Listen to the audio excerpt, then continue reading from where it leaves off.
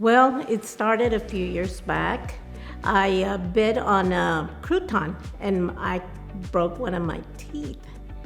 And then, of course, I went and I got me a flipper. But in the meantime, I guess I grind my teeth, and so I lost a few of my molars. Miss Isabel came in missing a few teeth. She had been wearing partial dentures for many, many years. And of course, she was unhappy with teeth that came in and out. She was unhappy because the partials were cutting into her gums and they were just very uncomfortable to wear. And also, whenever she tried to eat, the partials would move on her, so she was not confident about her ability to chew.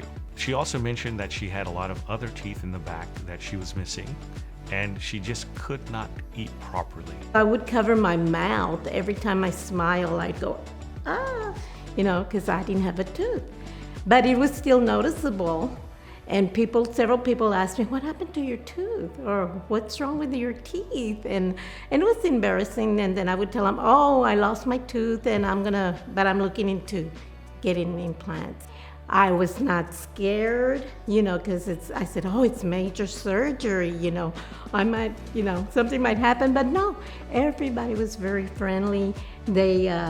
They welcomed me. They made me feel comfortable.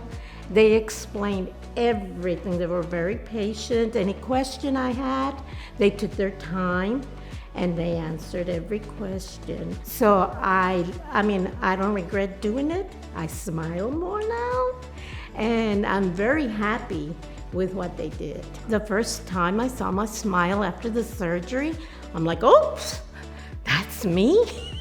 I love my teeth.